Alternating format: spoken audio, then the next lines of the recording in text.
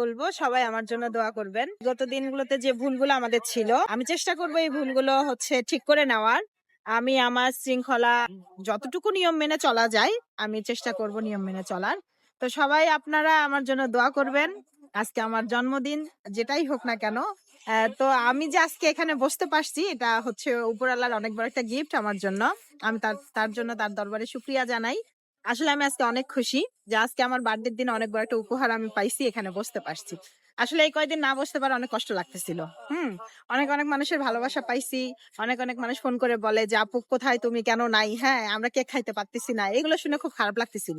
আর যাদের আমাকে নিয়ে ট্রল করতেছেন, বাজে বাজে ভিডিও এই সেই, আমি বলবো যে দয়া করে আপনারা সবকিছু বন্ধ করে দেন। পারলে আমাকে সহযোগিতা করেন যেন আমি সামনের দিকে আগায় যাইতে পারি, আমাকে দেখে আরো 100 জন আসতে পারে। আর যদি না পারেন প্লিজ আমাকে ইগনোর করেন। আমাকে দেখতে হবে না, আমার কোনো কিছু নিয়ে ছাড়তেও হবে না আপনাদেরকে। তো দয়া করে আমার কোনো কথায় যদি আমি লাইভে অনেক সময় অনেক কথা বলি আগে, তো এগুলোতে যদি কেউ কষ্ট পেয়ে থাকেন আমাকে ক্ষমা করে দিবেন।